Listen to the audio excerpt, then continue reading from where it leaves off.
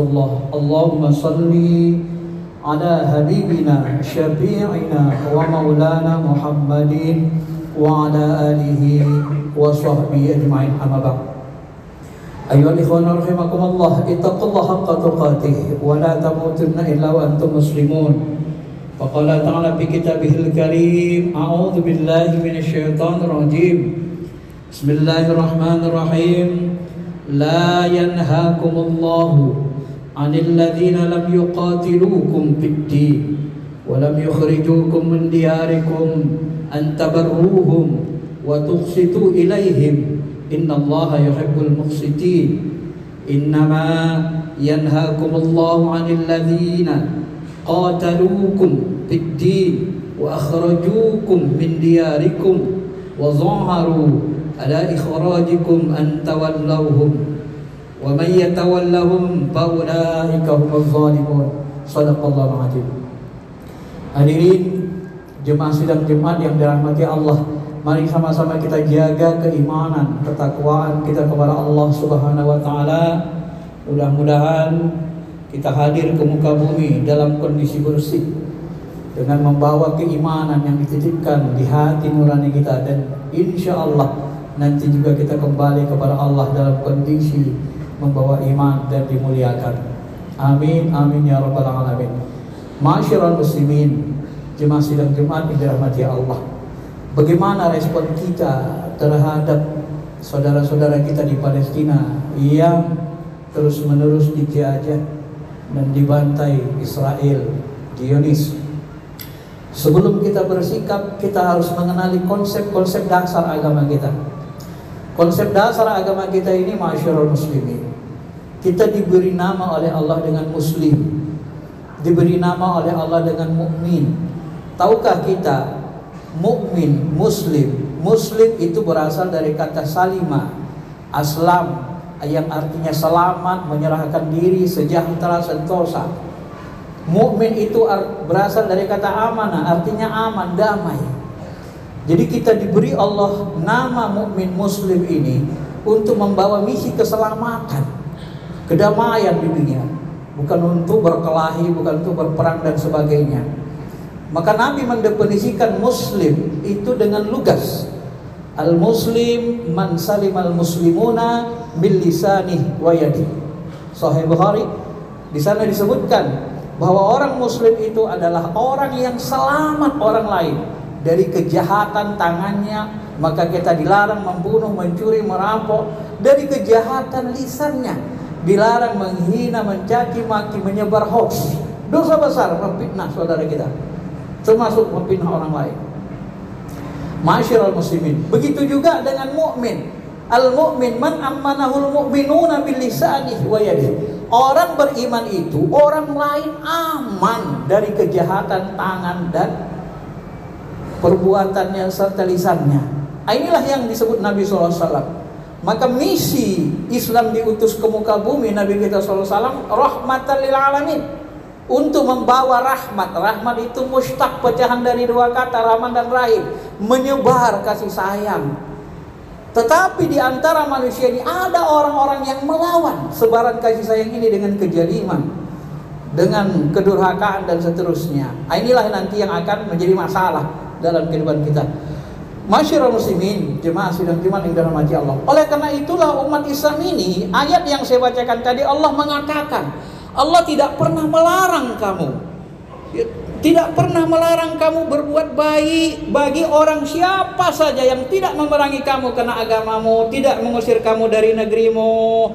Antabarru, birrul walidain, berbuat baik, berbakti, berbuat baik kepada mereka, Allah suka.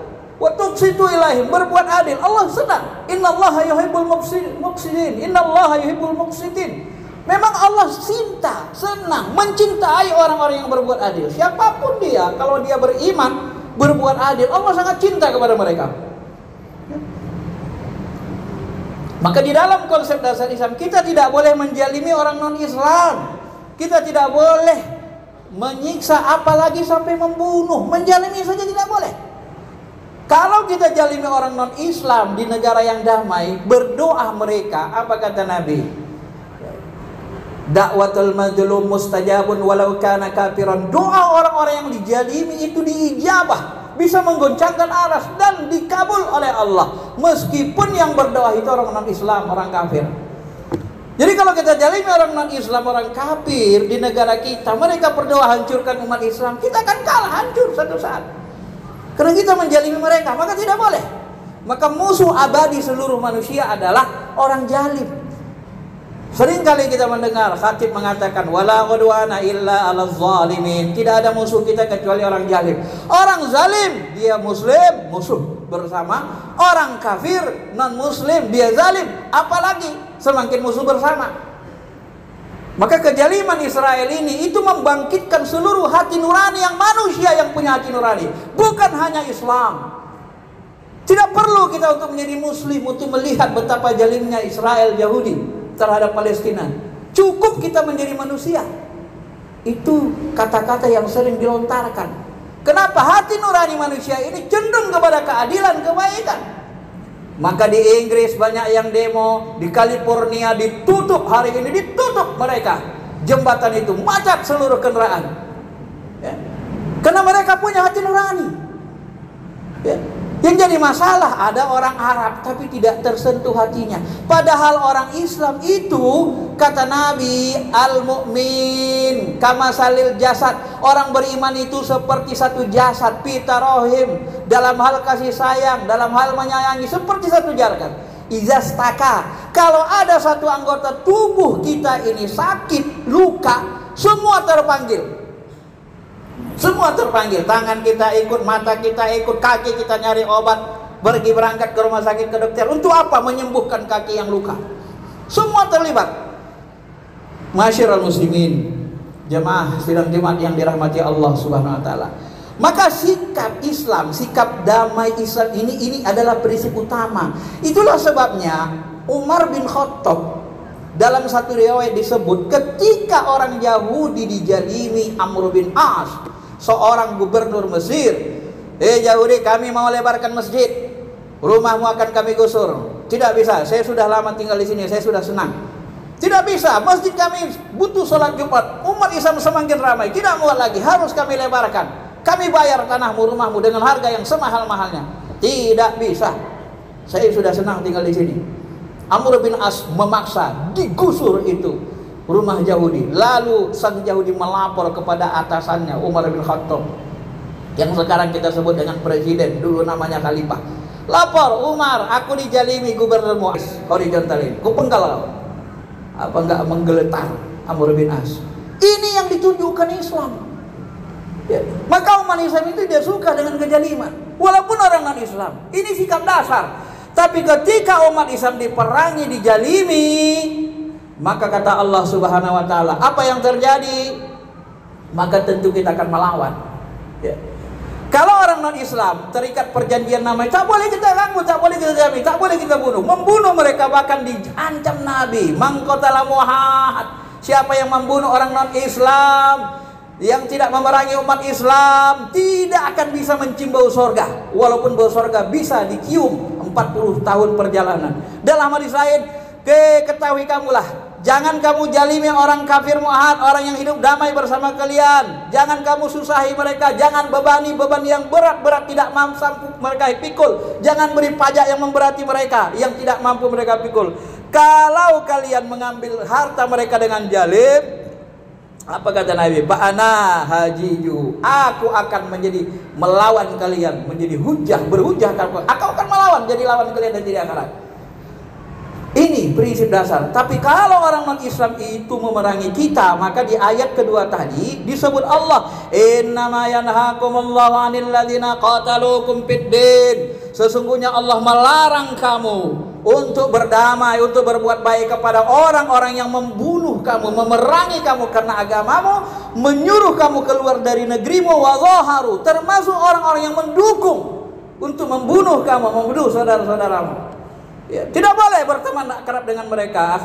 Anta wallahum, tidak boleh bersahabat, menjadikan mereka pemimpin, bersahabat kepada mereka. Siapa yang juga bersahabat kepada mereka, maka dia berpaling, maka Allah Subhanahu wa taala mengatakan itulah orang-orang yang zalim. Faulaika muz zalimun. Maka sebenarnya kalau kita mau jujur, ya, ketika Israel memperlakukan Palestina sekarang ini, kalau menurut ayat Al-Quran hadis kita pahami, seharusnya Palestina itu dimerdekakan. Merdeka Palestina, hidup berdampingan baik dengan Israel Yahudi, seperti Mesir, seperti Jordan. Apa masalah? Walaupun ada hadis mengatakan nanti kiamat 70.000 Yahudi itu pengikut Dajjal, itu nanti, kita nggak tahu kapan itu. Kita damai aja sekarang. Apa masalah damai dengan Israel? Mesir damai, Jordan damai. Palestina kenapa nggak bisa dimerdekakan? Ini zaman modern kok masih ada penjajahan di atas dunia. Saya kadang-kadang bertanya, PBB itu 140, 120 negara menolak invasi, menyuruh gencatan senjata. 14 negara yang membela Israel. Kenapa suara 14 mengalahkan suara 120? Ini kan dunia demokrasi. Kenapa ada hak veto bisa mengalahkan 120 negara? Untuk apa demokrasi? Demokrasi itu kan suara terbanyak. Kadang-kadang kita bertanya, seolah-olah PBB ini sebenarnya jadi mandul, kan ada hak veto itu. Masyarul muslimin jemaah yang dirahmati Allah Subhanahu wa taala. Tapi kalau memang tidak bisa damai, Israel terus memborbardir, Israel juga terus tidak mau berdamai, selalu Zionis ini ingin menguasai, maka umat Islam harus memihak Palestina. Tidak ada lagi bahasa dia Syiah, dia ini, tidak usah. Hati-hati. Yang saya yakini, saya pahami, konsep Syiah Sunni itu adalah konsep Yahudi dan Amerika untuk memecah umat Islam dari dalam. Tahukah kita bahwa di Kanada itu ada namanya dulu Islamic Studies. Di sana banyak orientalis. Mereka sudah mengkaji umat Islam ini tidak bisa dikalahkan kalau mereka nggak dipecah belah. Jumlah kita di dunia ini sekitar 2 miliar lebih. Kita nggak bisa kalah kalau kita bersatu. Nabi sudah janjikan, kalian tak akan bisa dikalahkan orang selain Islam. Kalian hanya bisa dikalahkan oleh orang Islam sendiri. Kalau kalian pecah belah, baru kalian kalah. Itu janji Nabi. Coba kalau semua embargo Israel, dia mau apa? Minyak tidak diberikan kepada Israel, dia mau apa? Amerika ditahan minyak seperti Raja Faisal, dia mau apa? Dia tidak bisa apa-apa. Kita ini umat Islam bodoh, mau dipecah belah. Syiah. Tahukah kita yang membuat hancur negara Islam di awal itu dipecah belah karena Sunni Syiah? Kenapa rupanya kalau Syiah? Biarin saja, hidup berdampingan. Wong orang kafir aja kita nggak boleh perangi kalau mereka nggak memerangi kita. Kenapa kita harus memerangi Syiah? Biarin saja mereka dengan keyakinan mereka. Ya. Tapi ketika umat Islam dijalimi menjadi musuh bersama. Ini yang harus kita pahami. Kaedah-kaedah, hukum-hukum dasar, prinsip-prinsip dasar dalam agama kita, masyarakat muslimin yang dirahmati Allah Subhanahu wa taala.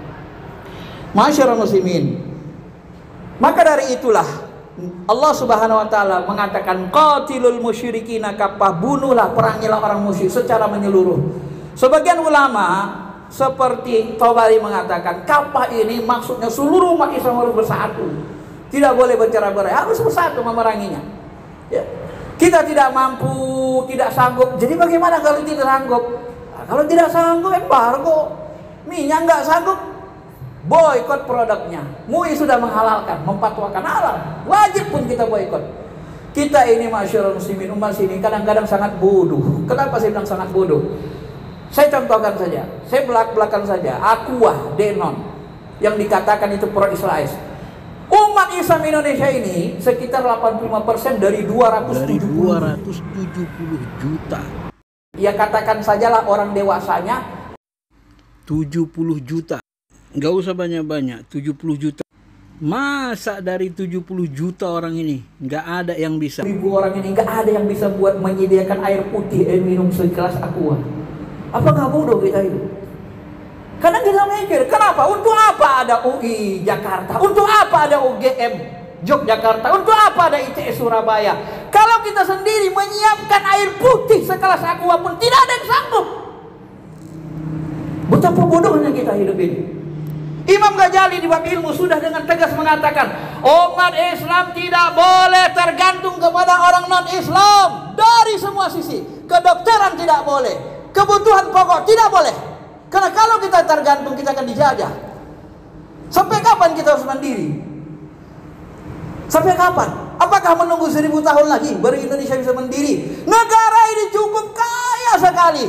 Negara ini hanya diserahkan kepada orang-orang yang tidak pandai mengolahnya, menatanya. Semua teman saya yang ketika shortcut ke Australia berkesimpulan sama. Negara kita ini salah urus. Kaya tapi hidupnya miskin. Negara-negara non-Islam miskin sumber daya alamnya tapi kaya. Kok bisa? Padahal Tuhan kita Allah. Ini juga masalah. Maka dari sinilah ulama-ulama sejak awal, ulama besar sudah mengatakan harus mandiri. Kedokteran harus kita kuasai, sains teknologi harus kita kuasai. Sampai-sampai Allah mengatakan dalam Al-Quran, apa dikatakan Allah Subhanahu Wa Taala? Wa'iddu lahum mastata'tum min quwwah wa min ribatil khail turhibuna bihi aduwallahu aduwakum wa akharina min dunihim. Siapkanlah kekuatan yang kamu punya semampu kamu dari kekuatan. Dulu kekuatan itu kuda dan panah. Sekarang kekuatan itu ganti kuda adalah tank, jet tempur, pesawat tempur. Panah itu gantinya rudal, kapal Indo. Saya kaget beberapa bulan lalu melihat berita ketua KPK mengatakan 800 triliun uang APBN kita bocor. 800 triliun. Harga kapal induk hanya 192 triliun. Kalau kita belikan kapal induk kita bisa punya 4. Tapi digarong oleh orang-orang yang tak bertanggung jawab. Ini negara salah urus. Masyiral muslimin, jemaah sidang Jumat yang dirahmati Allah. Maka kita tidak mau lagi cepat atau lambat. Coba perhatikan satu-satu negara Islam itu dihancurkan. Irak karena dia menentang Yahudi, Saddam Hussein dihabisi. Libya menentang Yahudi dihabisi. Suriah sekarang digoncang, diadu domba Sunni Syiah di sana. Yang bergembira siapa? Siapa lagi kalau bukan Yahudi sama Amerika? Maka masyarakat muslimin harus berhati-hati. Umat Islam ini harus bersatu. Tidak boleh mau dipecah belah dengan istilah Sunni Syiah, Sunni Syiah, tidak boleh. Syiah biar saja begitu. Wa ma'alaika illal balaghul mubin. Tugas kita berdakwah. Sampaikan kepada mereka akidah aswaja. Mereka tidak menerima, ya silakan. Sedang orang non Islam saja nggak mau terima dakwah kita biarin aja, nggak kita papai. Bahkan di negara ini aman semua. Bahkan di negara mayoritas ahlus aswaja negara ini yang banyak menjalimi malah orang non Islam, bukan orang Islam. Jadi betapa banyak tanah-tanah negara ini dimiliki oleh orang non Islam. Satu orang memiliki ribuan hektar dan seterusnya dan seterusnya. Masyarakat muslimin, mudah-mudahan khutbah singkat ini bisa sedikit memberikan pencerahan kepada diri saya dan kita semua. Mari kita bangkit, ya. Setiap umat Islam harus bekerja keras. Syakilati. Setiap umat Islam harus bekerja keras. Syakilati. Dengan profesinya. Yang ahli kedokteran harus mahir di situ, ahli teknologi harus bisa buat rudal dan seterusnya dan seterusnya. Semua tidak hanya seperti saya menjadi ulama. Ulama yang ahli kitab sebahagian saja, tidak perlu semuanya ahli kitab. Sebahagian harus ada ahli teknologi, ahli ini, ahli ini, baru kita menjadi kuat. Contohnya Cordoba. Ketika Cordoba kuat, semua dikuasai ilmu, maka mereka maju. Sayangnya Cordoba itu mereka berpecah belah dan bermewah-megah melupakan Allah sehingga dihancurkan. Dan mudah-mudahan tidak terulang, dan mudah-mudahan kita bisa bersatu untuk kebaikan, keadilan dan ketakwaan demi makmurnya, aman dan jayanya umat Islam baik di sini khususnya Indonesia dan di dunia. Amin ya rabbal alamin. Barakallahu li wa lakum bil Qur'anil Karim wa nafa'ani wa iyyakum bima fihi minal ayati wa dzikril hakim wa taqabbala minni wa minkum jalal tauhid wa rahim.